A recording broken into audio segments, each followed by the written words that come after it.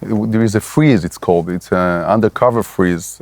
Permits for new building are not provided. And actually, since Biden's administration stepped in, we've got zero permission for zoning new apartments here in Har Bracha, and there's been no permission to zone anywhere in Judea and Samaria. Last time on the adventure episode of the Joshua and Caleb Report, we asked the question, is there a Palestinian housing crisis in the West Bank?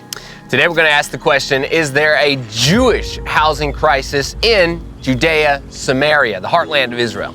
Find out with us today, right here on the Joshua and Caleb Report.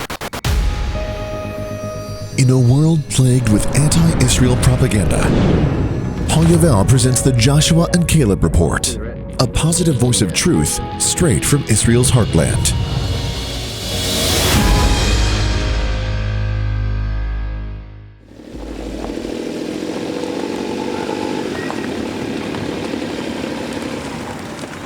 Okay guys, to set up what we're going to talk about today, I want to tell you, you guys know that the West Bank, or Judea and Samaria, is divided up into area A, B, and C, all the way back from the Oslo Accords, right?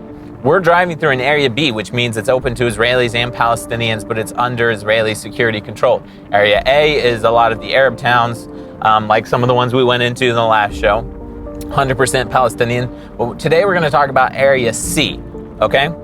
Area C is 100% Israeli control. It takes up 60% of Judea and Samaria. Out of the entire Area C, 40% is actually inhabited by either agriculture or towns and homes, okay?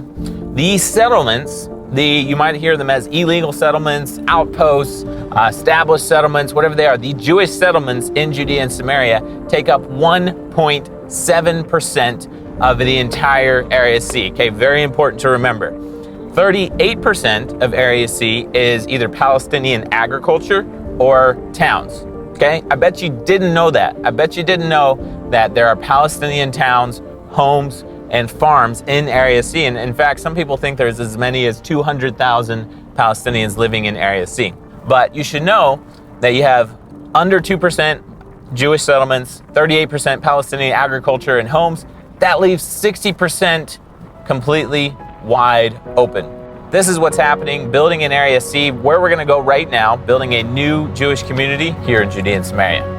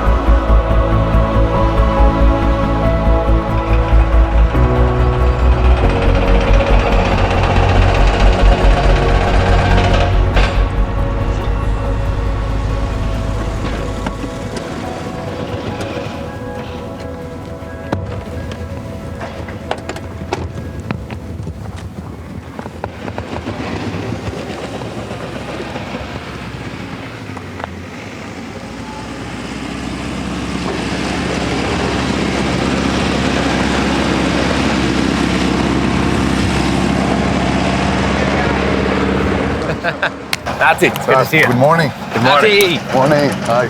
It's lovely to see all the work going on with the bulldozers. Baruch Lots Hashem. of Lots of action and rebuilding the heartland of Israel. That's right. That's right. Hashem. Let's head up here where we get a little more quiet and we can go. actually hear each other. We'll be right back with the rest of the show, but first I wanted to tell you about our new book. It's called Facing Jerusalem. You know, Christianity is in trouble.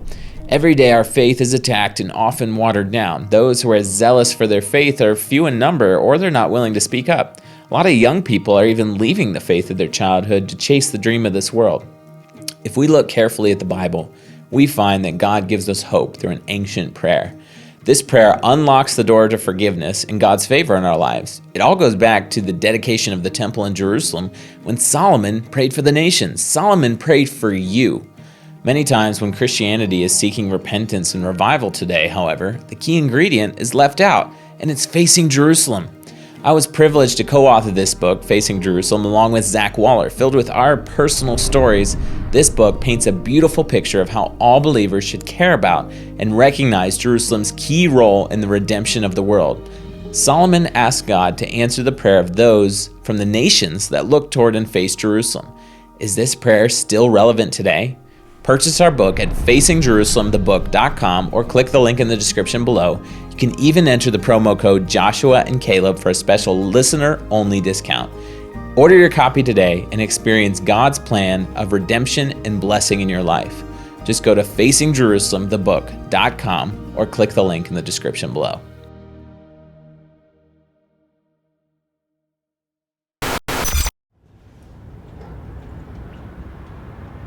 Okay, guys, we're here on site. As you can tell behind us, the new construction going on of a new community being built here in the heartland of Israel. We're here with Nati Rom. Nati is a lawyer. I like to think, a lot of people think that's the highest thing you could be, but okay. Nati is a founder of Jewish communities all throughout Judea and Samaria. He's got a lot of communities under his belt that he's helped to establish. We brought Nati in because we want to understand something. Is there a crisis going on in the Jewish communities for building? Can you build easily? Is it just easy, or is it actually a problem? Is it a problem to build in Judea and Samaria? There is a huge crisis. Zionism is all about building and prophetic, to redeem the land of Israel. And unfortunately, the land is going more. The land is taking from us. In one side, the Arab construction. They do what we started to do 70 years ago, and what we are supposed to do today. And they are trying with all the power and money from all over the world to take the land of Israel, the government land of Israel. And our work is to do whatever we can to protect the land of Israel. And unfortunately, the law system in Israel is very secular and radical left, and they are doing whatever they can to stop us because of international pressure and because of inner problems here in Israel.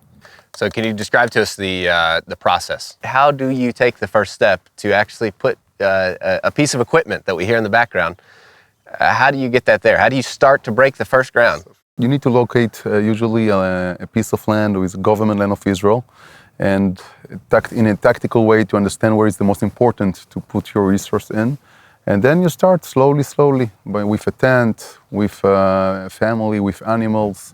Slowly, usually with a bus or a car or something like that.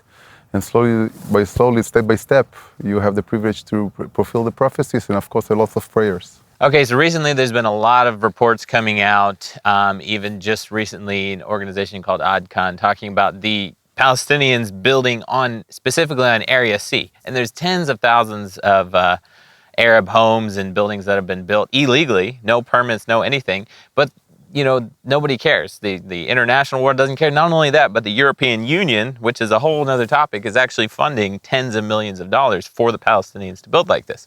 So if we flip to the opposite side, how difficult is it for Jewish people to build a home or a community on Area C, which you were mentioning before, is according to the Oslo Accords, this is the area that is supposed to be for Jews to build in Judea and Samaria, right? So you are right. As you showed in your last episode, you can see that the Arabs are doing all the effort they can to conquer the land of Israel, and specifically in Area C. They don't build in Area A and B because they know they already received it, unfortunately, in the Oslo Agreement. And now they are working together with all the international community, those parts who hate Israel and want to help them to come and to conquer our land de facto. We can speak a lot, but every second we are here, there are bulldozers all over Judea and Samaria working in Area C to steal the land of Israel.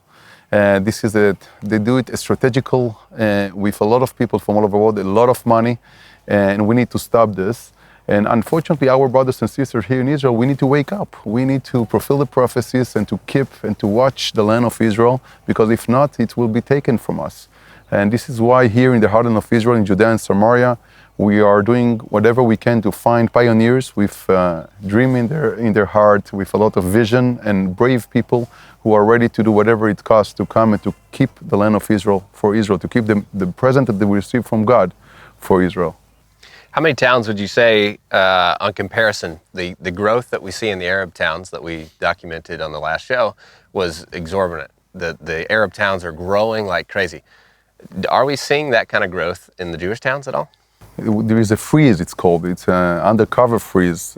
Permits for new building are not provided. On the other hand, by the so-called Palestinian side, you don't need permits, and they do in their own eyes whatever they can to take the land. And we need to continue the vision of Zionism, the biblical Zionism, to go back here and to take whatever, all the hilltop that you see behind here, all this, it's area C, it's government land. If we will not be here, if we will not agriculture here, if we will not plant vineyards here, if we will not work the land and live here, God forbid we will lose this place. And this is so, so important. Today, everybody is against us. The international communities, Hague, the EU, even our own brothers and sisters, the justice system here, the Supreme Court, is very left and very secular and against this. And we need to go back to our roots, our biblical roots and our Zionist roots. We found in our research in the Arab villages that there was 300 leftist NGOs that support the Arab takeover of Area C specifically.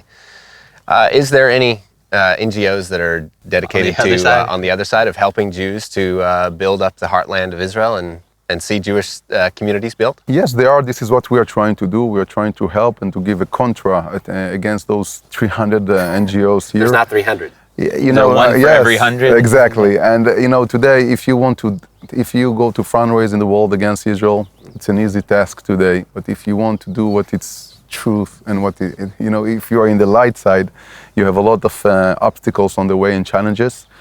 You know, you need to you come here, then you need to deal with security and terror. We have lately a lot of terrorists who came and try to penetrate and to kill people in those new places. So you need to guard 24/7.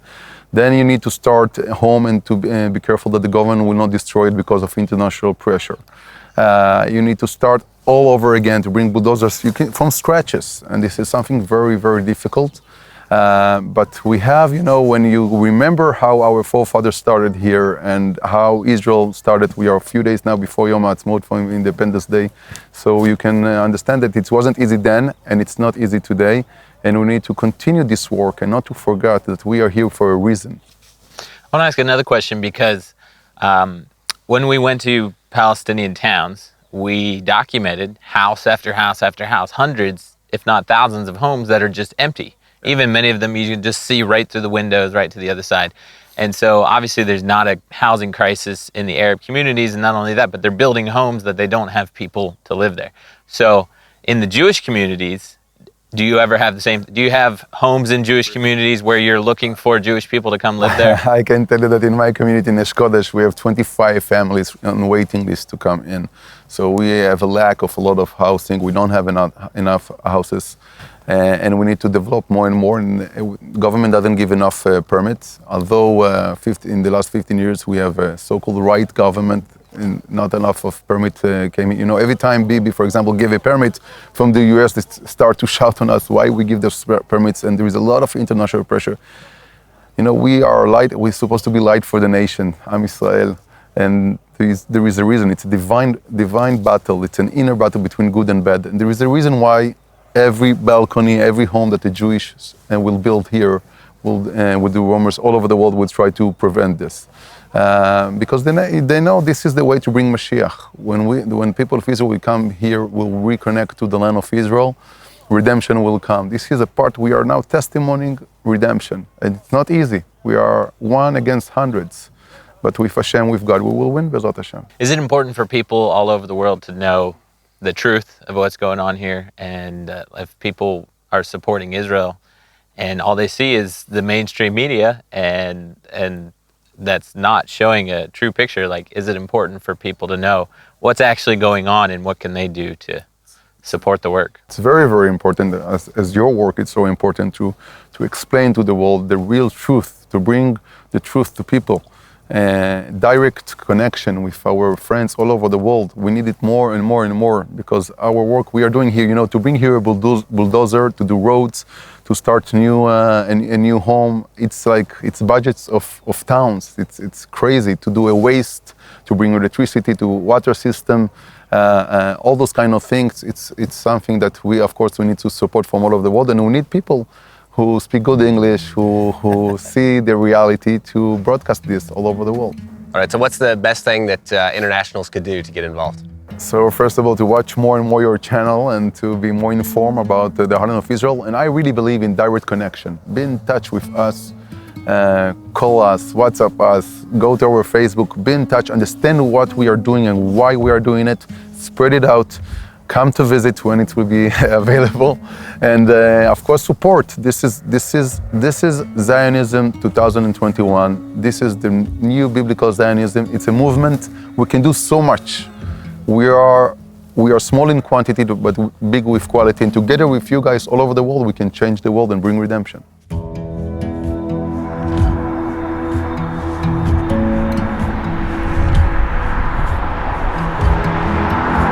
So we just left what some people might consider a outpost here in Judea and Samaria. Now we're going to go to a Jewish settlement that was established 37 years ago. We're going to talk to one of the leaders here and ask them these same questions.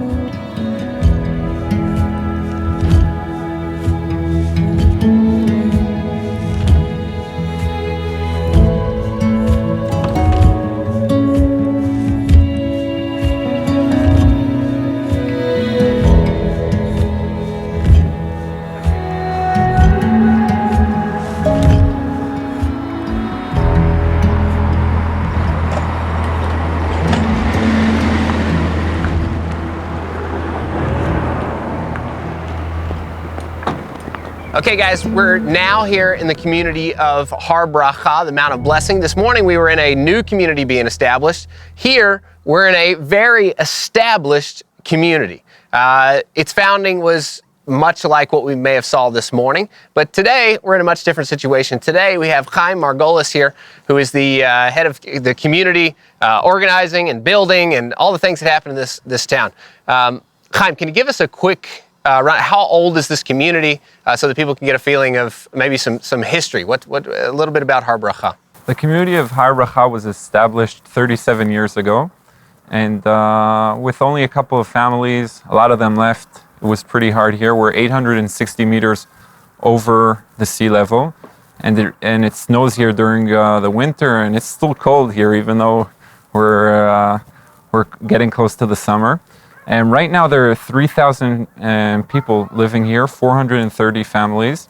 And our goal is to turn into a city with 25,000 people that will live here. And we're planning ahead the city, and we're right now standing actually on top of a 5-story house building, and with 18 apartments, and we have plans to build, and we're right now building 6-story apartments, and we're planning on building 7-story apartments. And that's our goal. Our goal is to settle. We're on the front line of Samaria, and right overlooking Nablus, Shechem, the holy city where Joseph's tomb is. The question we're asking today, because we talked about the myth that the Palestinians have a building crisis in a previous show. So the question we're asking today is there we could call it a building crisis in the Jewish communities, but like in this community of Har Bracha, you're building new apartments, new buildings. We can see construction behind us. Do you have, is there people waiting to move in? Or are you do you have to go look for people to buy the apartments that you're planning to build? What's it like trying to build and for Jewish people moving into a community like this? The truth is, it's really hard to build here. There's a lot of bureaucracy, a lot of permissions that we need to get in order to be able to build. And actually, since Biden's administration stepped in, we've got zero permission for zoning new apartments here in Har Bracha, and there's been no permission to zone anywhere in Judea and Samaria till this day. You're talking just in the last 3 months, literally. Yeah, just in the last 3 months, exactly. And beforehand, during the Trump administration, we still had a lot of trouble. But we did, thank God, we were able to get permission to zone another couple of hundred apartments, and those apartments are being sold these days. We actually have a gigantic waiting list. We have a couple dozen families that are interested in moving into our community, and we ran out of apartments. We don't have enough apartments for them, and we don't have enough areas that are zoned in order to build in. You'll be able to see off the roof here the new 80 apartments that are being built right now, and the next 127 apartments that are being sold. Just yesterday, 8 apartments were sold here, and as I said, there are a couple dozen families that are looking for apartments. We're trying to add on a fourth floor on part of the buildings here and moving different offices out of apartments in order to allow more families to join our community. Chaim, there's obviously in the Arab communities, as we talked about in our last film, and actually right behind you, we can see an empty Arab village again. And we noted that that's true, the Arab villages are mostly empty. Are the Jewish communities of Har Bracha, you say there's a waiting list, but is there any empty homes here at all? There's 0 empty homes, 0 empty homes. The only empty homes right here are the ones that are being built. And we're already trying to figure out how we can move families into the homes that are while they're being built in order to allow more families to join us.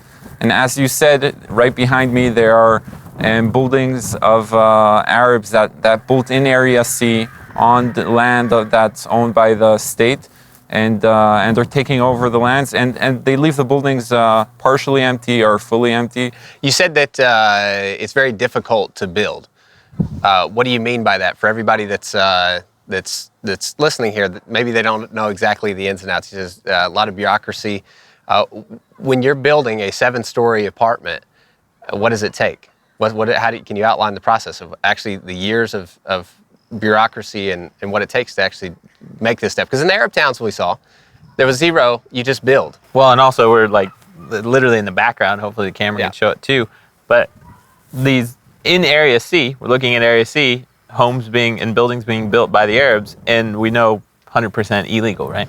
Well, also in the Oslo Accords, it says that Area C was allotted for Jewish building. So already we have Arabs building in Area C that's illegal, according to the Oslo Accords outline. They need to get permission just like us. And of course they don't bother to get it or even ask for it. And you mentioned the Biden administration, like since they came into office, that you're not getting any zoning permits. Are the Arabs getting equal treatment? The Arabs do whatever they want. They haven't asked for zoning permission till now. Nobody says anything though. No one bothers to say anything or to even tell them that they're doing something illegal. So following the laws, you're actually, by following the laws, you're actually a bit in a building crisis. Is that true? Exactly. By following the laws, we're right now in the middle of a building crisis. We don't know how to allow all the couple dozen families how we're going to be able to allow them to join us before the next year, before September, and therefore.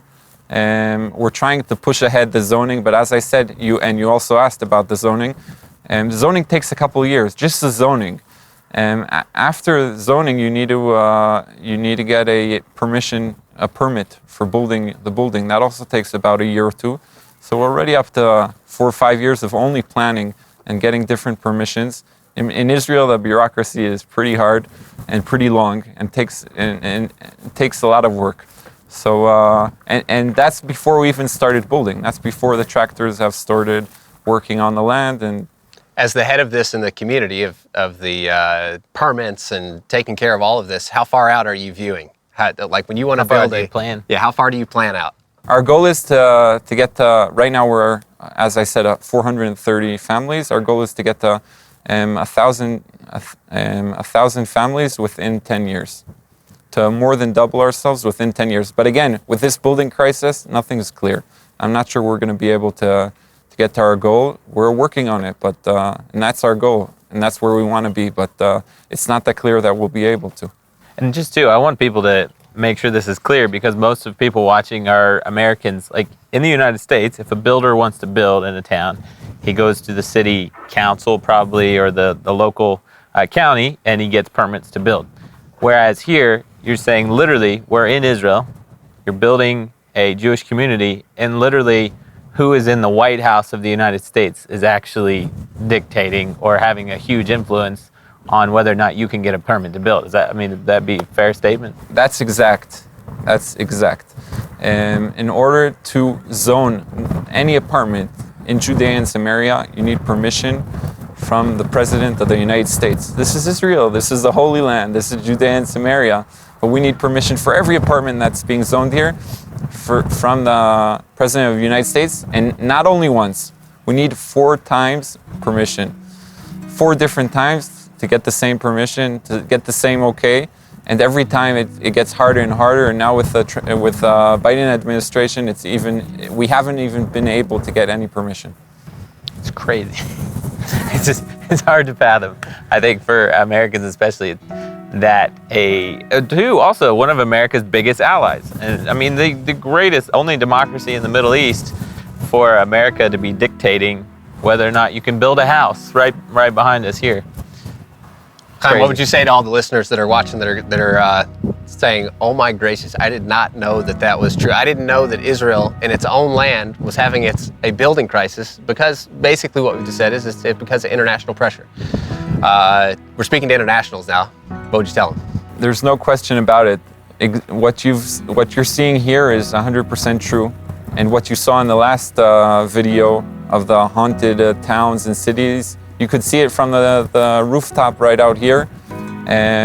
We're doing our best in order to build and settle the land, and you're all welcome to come in and see it with your own eyes, and see the views and feel the land and see the holy sites. We're doing what God told us to do, and keeping His word the best we can.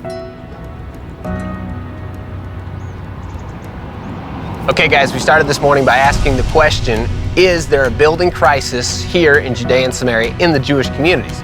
Well, we visited a small Jewish town, small Jewish community that was being started, and now we visited the large Jewish community here. We've seen both sides, and yes, indeed, we've heard it from both leaders in both areas.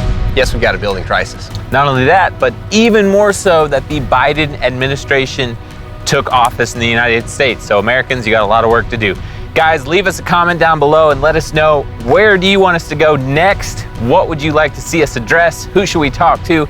Make sure to subscribe to the YouTube channel. Ring the bell because you don't want to miss out on any future shows. And in the meantime, be strong, be courageous, and be the voice of Joshua and Caleb in your generation.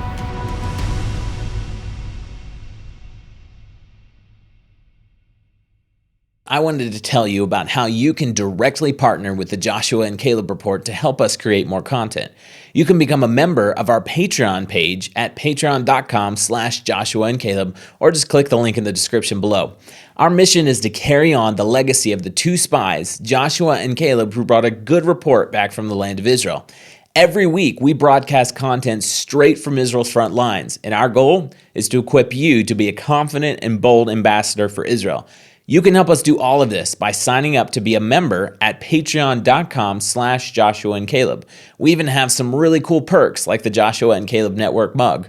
We need supporters at the $10, $25, and $50 monthly levels. Please go to patreon.com/Joshua and Caleb and join the network team. By joining us, you'll be a direct partner in the restoration of the land of Israel.